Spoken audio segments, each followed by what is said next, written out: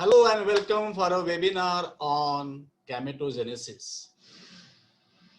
Last few days we are studying cytogenesis, cytology, cytogenesis, cytokinesis, and this topic is related with uh, cytology. But this is a special topic as far as the cell division is concerned. I told you cytokinesis, which helps for the reproduction, and for that purpose we should all know uh, much detail about the cytokinesis as far as gametogenesis is concerned. So there are a lot of annotations here. Somebody has done a rough work. I'll just wipe it off. Yes. Lots of disturbances some student cause. I don't know why they cause it. Okay, let it be. The room is house full now. So let us proceed with today's webinar on cytogenesis. Gametogenesis. You all know what is cytogenesis, and you all know what is cytokinesis. Today we will understand what is gametogenesis. Gametogenesis is very important from your examination point of view, because many a times questions are posed on spermatogenesis or oogenesis. So cytogenesis we have in two parts, in males and females, what we call spermatogenesis and oogenesis. So this is important for examination as well. Okay. Spermatogenesis and oogenesis. So let us talk about spermatogenesis first. Prior to that, let me tell you, cytogenesis means biological process of formation of, gametogenesis means biological process of formation of gametes. Very small definition, just like cytogenesis. Biological process of formation of cells is called as cytogenesis. Gametogenesis, biological process of formation of gametes. So there are two types of gametes, male gametes and female gametes. So there are two types of gametogenesis, spermatogenesis and oogenesis. This is also taught to you during your school days and college days, but here you have to understand these things in little deeper sense, because this leads to embryology study, because after this we are going to proceed with embryology and also with genetics and heredity, sorry. So that is why we should know much more about spermatogenesis and oogenesis. Here you can see one what we call embryological joke. Are we there at? Here you can see one ovum, which is what we call attracted by so many spermatozoa, and one will get succeeded in penetrating that. So they are asking each other, are we there yet? Means whether we have reached our destination, and the destination is ovum for the spermatozoa. Okay. Now what is gametogenesis? Once again I will tell you, it is the process of, or biological process of formation of gametes. Yeah, there are two types of gametogenesis. Here you can see in this image, you can see spermatogenesis here, and you can see oogenesis here. So this is spermatogenesis, this is oogenesis. Ultimately 4 daughter cell we are going to have in spermatogenesis, but in case of oogenesis, only one viable daughter cell we are going to have. I'll tell you what actually happens there. So in males it is spermatogenesis, means formation of spermatozoa, and in females it is formation of ova. So ovum is a singular, ova is a plural, spermatozoon, Z-O-O-N, is singular, and spermatozoa is plural. Don't make mistakes, while doing pronunciation and while writing the spellings. You should write the spelling correctly. We require one ovum and one spermatozoon for the purpose of fertilization, what we call formation of gamete. Okay. Now let us have a look at spermatogenesis. Spermatogenesis is a biological process of formation of spermatozoa.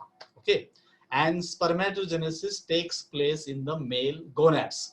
Male gonads are two testicles, or you can say testis. So that is why uh, uh, you get lots of spermatozoa produced at the end of this process.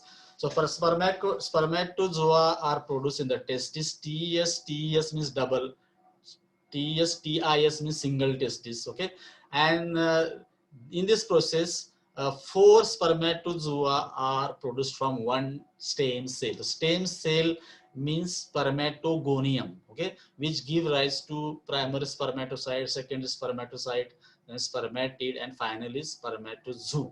So four spermatozoa you get at the end of this process, and by the method of meiotic division. So we have studied what is mitosis and what is meiosis yesterday, and you know the two stages of meiosis: first meiotic division and the second meiotic division.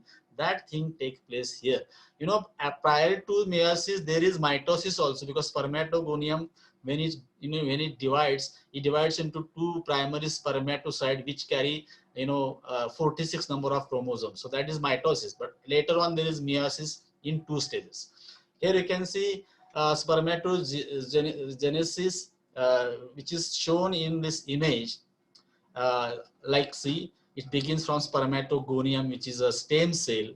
Duplication of chromosome takes place. Then sperm for formation in males, pairing of homologs to form tetrads, and first meiotic division takes place, and the second meiotic division takes place. Finally, you get separation of chromatids, and the outcome is four haploid spermatozoa.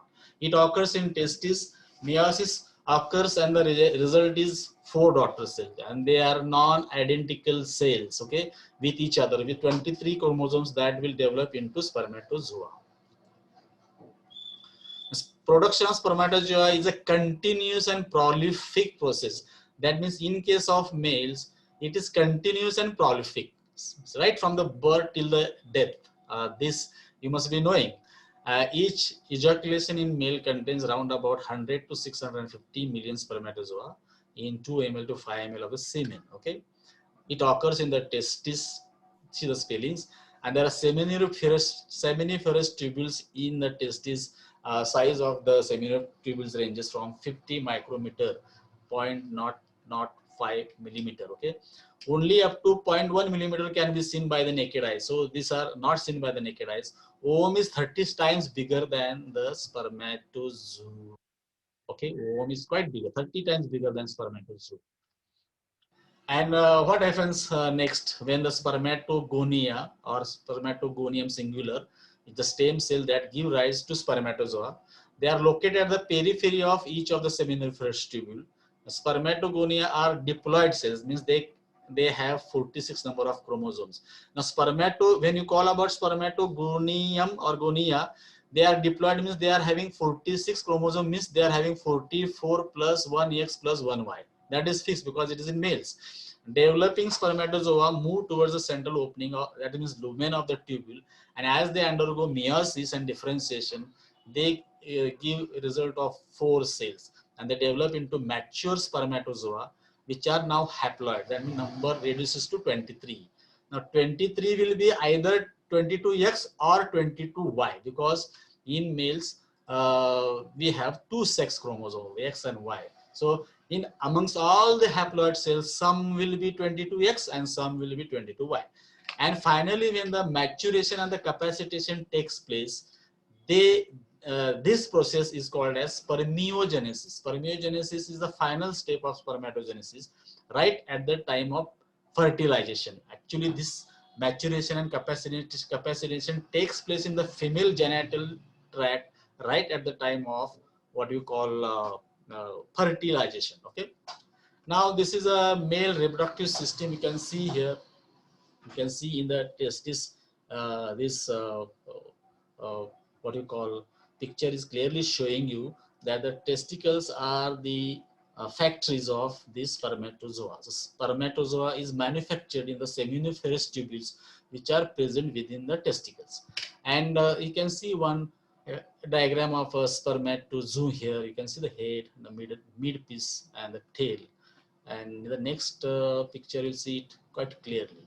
So what happens in the testis regarding the spermatogenesis, that is shown to you here in this schematic representation, like primordial cell 2, spermatogonium, then primary spermatocyte, second is spermatocyte, early spermatid, and the spermatozoa. Okay, here you can see same thing in the histological slide of testis, where you can see from periphery to inside, you can see all the stages. They are nicely shown here. The testis, seminiferous tubule cross section, and inside the cross section of seminiferous tubule, you can see the spermatogonium leading to spermatocyte and finally to the spermatid, okay, in the lumen of the tubule. So this diagram is quite easy to remember. Now the structure of sperm, we have talked about it earlier, but this is, I think this one is what you call nice diagram of a spermatozoon, one spermatozoon. Okay, here you can see the head containing acrosomal cap, and you can see the nucleus, you can see the centriole, the neck of the spermatozoon. I'm talking about one. Okay, and this is a middle piece where there are mitochondria which are spiral in shape, and finally there is a plasma membrane covering the tail here, long tail. And they are motile, and for the purpose of motility this tail is required, just like a snake, so this because those are the what you call gametes which are going to go towards the ovum for the sake of fertilization. Ovum will not come towards spermatozoa. That is why this kind of provision is there. Now this was all about spermatogenesis. Now the second part is oogenesis. It's very easy, it is same like spermatogenesis. There is a little difference. That difference we'll understand. And of course, the oogenesis takes place in female gonads. And female gonads means ovaries, which are present in the pelvic cavity of females. Okay, and oogenesis means production of ova in the ovary. They produce 4 ova by meiosis, but these 4 ova will not get all matured. One oocyte becomes functional and rest of the 3 become non-functional. You can see this the same thing in the image. You can see 1, 2, 3, they are non-functional. We call them as polar bodies. 3 cells are non-functional and they are polar bodies, and they are known as polar bodies because they are discarded in this process by the way of meiotic divisions. Okay, but division takes place. Now here is a female reproductive system. Here you can see 2 ovaries on each side of the uterus. You all know female reproductive system as far as this topic is concerned. And during your anatomy study of female reproductive system, you will get knowledge about the remaining thing. Oogenesis occurs in the ovaries and in the fallopian tubes. Some process is also done in the fallopian tube. Okay, after secondary oocyte stage, and they are also called as oviduct. After telophase 1 and 2, the cytoplasm is not equally divided. Why these polar bodies are so formed is because of this reason. At the stage of telophase 1 and telophase 2, the cytoplasm is now not equally divided. It is given more to one. So likewise, we get only one functional, ovum. Oh, one of the new cells get the majority and it survives, while the other, they become polar body and gets broken down. So they are, for the purpose of discard, this is what happens, because ultimately we require only one ovum at the end of one menstrual cycle. Each month you will get only one ovum, either from this side or from that side, either from right side, from that side. It's alternately happening in case of females during the menstrual cycle. This is a basic. The development of ova, mature unfertilized ovum, they take place in ovary. Oogonium or oogonia, they are the stem cells that give rise to ovum. So ova plural. They multiply and begin by meiosis and stops at prophase 1. At this phase, the cells are called primary oocytes. Remain in this phase until the onset of puberty. So when a girl baby takes birth, at that time itself, when the baby girl is formed in the womb of the mother, there are ovaries, okay, and these ovaries, they come up to the stage of prophase 1, that is primary oocyte. So they stay at this stage till that baby child, so what you call female, comes to the age of puberty. She attains the age of puberty. At that stage, they are activated by the hormones called LH, luteinizing hormone, and FSH, follicle stimulating hormone, which are released by the anterior pituitary gland. And from there onwards, remaining, oogenesis process starts. That's puberty age is very important here for the further process of oogenesis. Okay, beginning at puberty, follicle stimulating hormone periodically stimulates the follicle. Follicle means Graafian follicle, okay, or ovarian follicle. So ovarian follicle is stimulated by follicle stimulating hormone from pituitary gland to grow and induces its primary oocyte to complete meiosis 1 and start meiosis 2. So completion of meiosis 1 and beginning of meiosis starts at the age of puberty. So meiosis then stops again.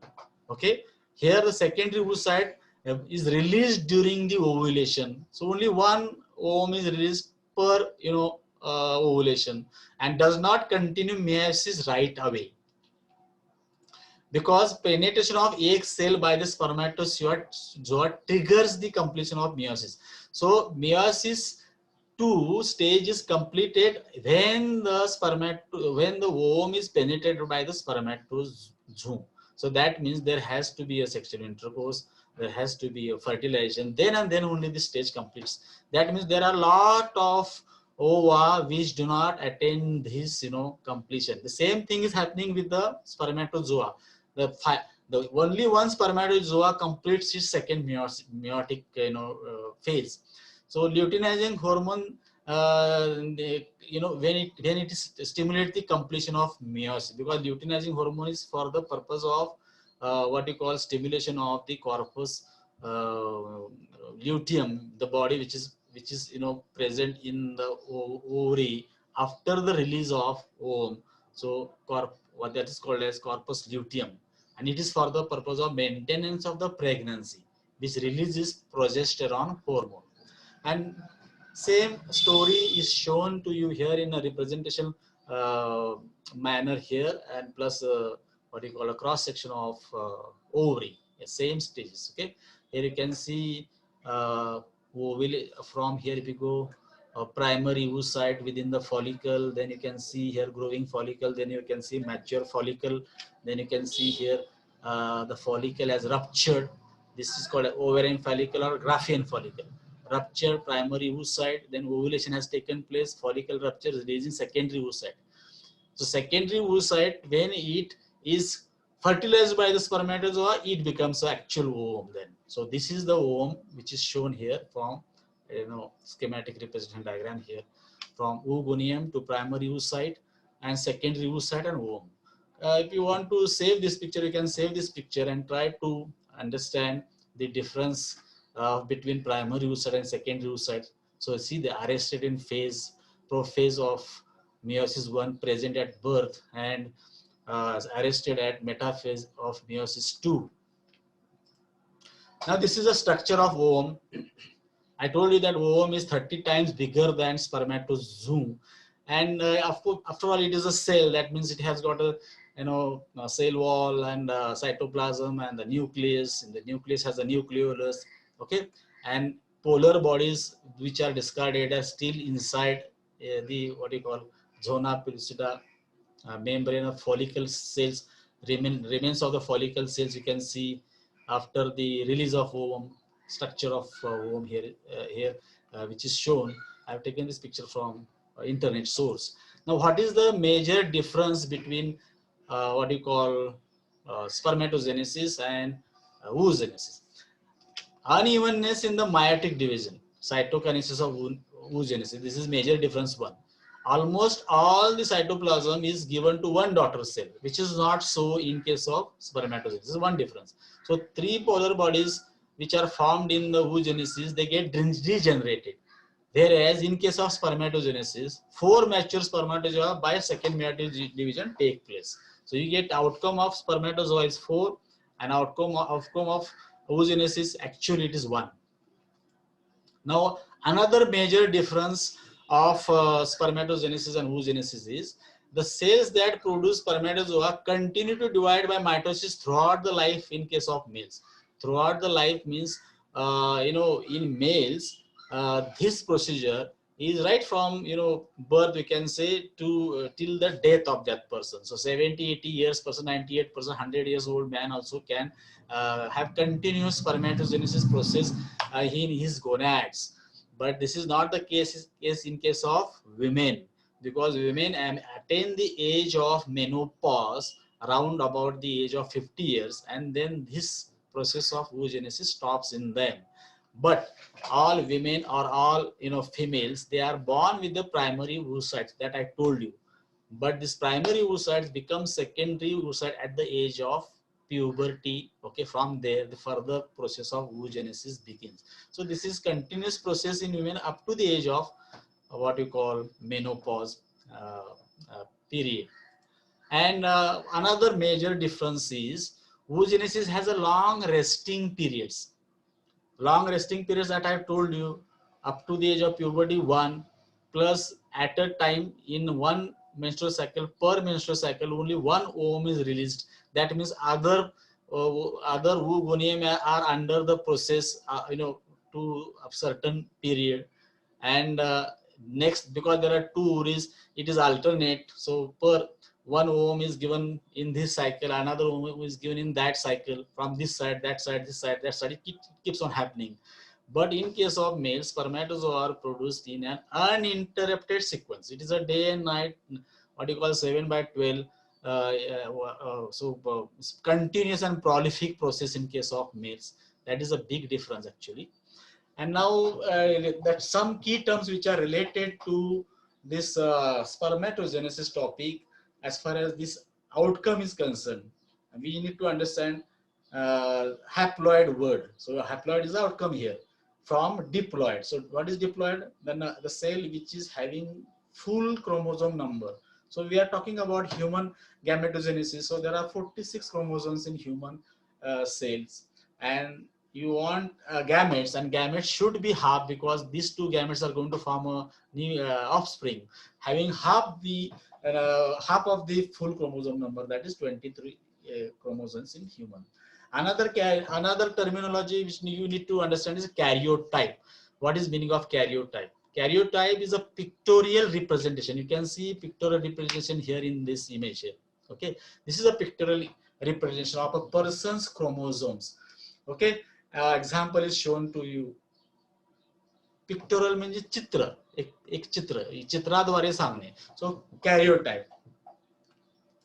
And karyotype further study, it shows the X and Y chromosomes, which are known as the sex chromosomes. Okay, that they determine a person's gender.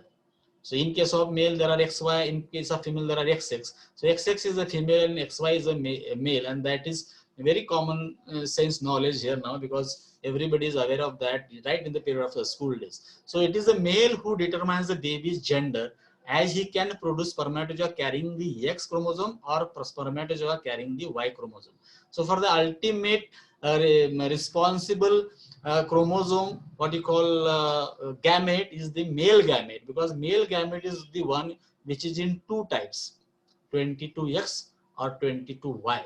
So if in case of female there are always 22X. That is why the male determines the baby's gender, whether the newborn or offspring is going to be a boy or going to be a girl. That is determined by the male gamete.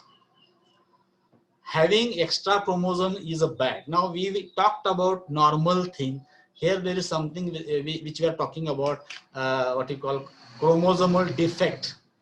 For example, 46 is our number. If the baby takes birth with 47 number of chromosome, then we call it as an extra chromosome. It happens is sometime, and that is a chromosomal defect. Having too many or too few chromosomes is an abnormal thing. You know that. So Down syndrome is one, such abnormal condition which is caused by having an extra chromosome. It is also called as trisomy. So what you call, there is one autosome extra here. 45 plus X plus Y is a baby Down, and 45 plus X is a female Down. So male Down 47, one autosome is extra, and in female one autosome. So always autosome is extra here. Sex chromosomes are same. So these are the children who take birth because of chromosomal defect. They are actually having one autosome extra. Autosome, you know that. And here there are pictures of these Downs, children. Here you can see Down syndrome babies and children. Okay. Now, having extra chromosome, we see one more case. This is called as Klinefelter syndrome. It occurs when an individual receives 2X, and it happens only in case of males, boys. So boy should have one X and one Y. Here what happens? Boy has one extra X. That means it is 44 plus X plus Y. So here there are 47 chromosomes. Here there is one extra sex chromosome, and that extra sex chromosome is not Y, it is X. That is why there are double X here, and that is why these boys, they look like female. So the result is an infertile male, and they become infertile. Even Downs are infertile because haploid number you don't get in these children, so they cannot reproduce children. And these Klinefelter children or boys, they look feminine. So this happens only in boys. Down happens in both boys and girls. So here you can see some Klinefelter boys. All of them, they look like, they look feminine. So what do you call? They look like girls somehow because of one extra X chromosome. And the last is missing chromosome here. So missing means instead of having 46, they have less, at least one, that is 45. And that syndrome is called as Turner syndrome. It occurs when the individual only gets one sex chromosome and X from their mother. So here one X is there, and they are always female because there is no Y.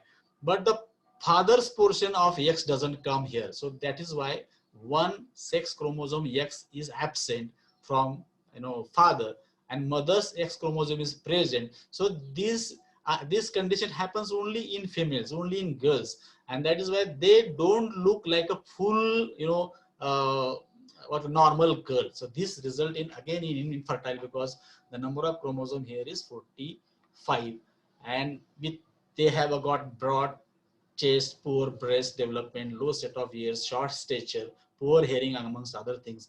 Most of these conditions, the children are mentally retarded as well. So the karyotype of each of these is shown here on this side. Here you can see the Turner's girls picture. You can see this happens only in case of girls. There are many other chromosomal defects, but we'll talk about those when we study the embryology.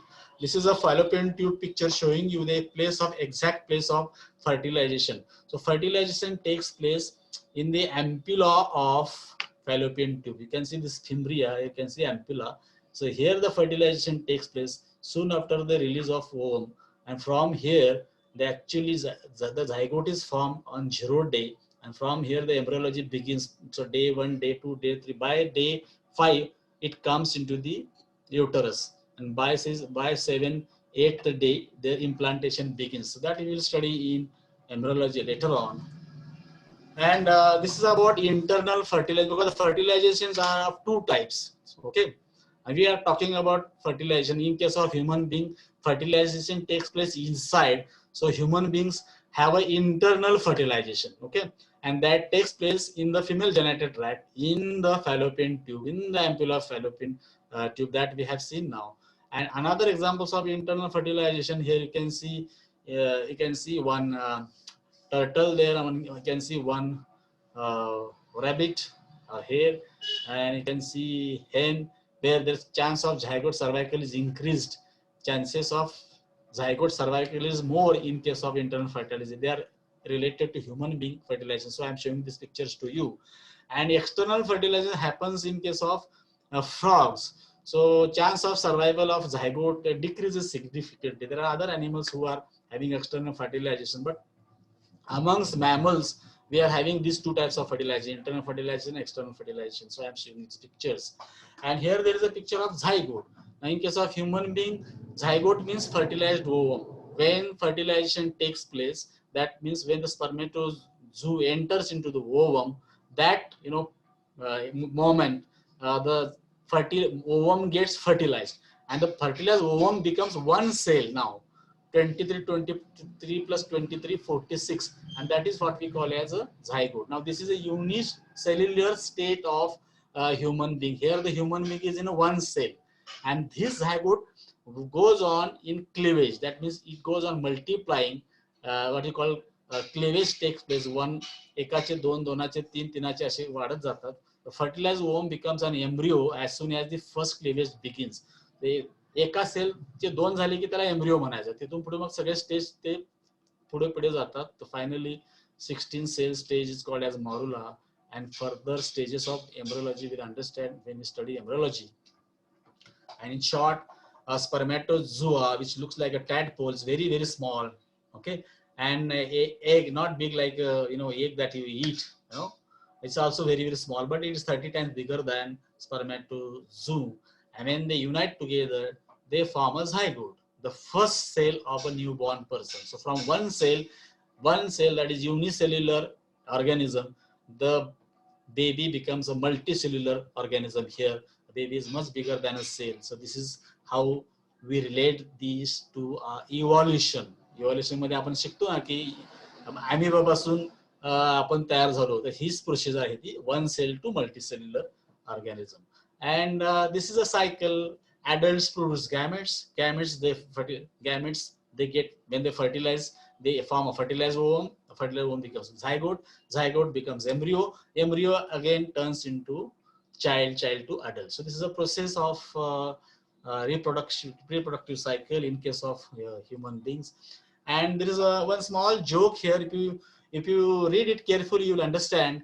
They, like blood bank, there are sperm banks also. Nowadays you get sperm banks also, where you can go and get sperm from a bank for the purpose of having a baby. So one woman goes to a bank and she asked the bank manager to donate one sperm, where she tells about future offspring. की मला एक असं sperm द्या, अशा माणसाचा sperm द्या की त्याचे केस काळे असतील, त्याचं नाक मोठं असेल आणि त्याची डीप सेटअप आहे, म्हणजे त्याचे डोळे खोल असतील. सो सी doesn't tell whether human or anything, and that person gives a spermatozoa to her which belongs to one creature, and finally तिला ते बाळ होतं आणि ते बाळ ते घेऊन येते, हे मला काय तुम्ही दिलं म्हणून. तुम्हाला मी असं द्यायला सांगितलं, काय दिलं? So she gets a Mickey Mouse. So this was a joke. After the end of this lecture, you can laugh, but not now. And with this, I thank you all for patiently listening me without disturbing me, because this is a webinar. If one person speak, everybody gets disturbed. And this seminar was possible thanks to all of you to joining this seminar on time. And we have finished the session. After this session, you have some time for question and answers. So I'll take you there after the end of this show. Yes, okay.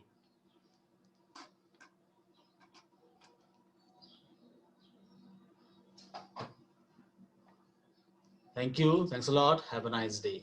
See you tomorrow morning with another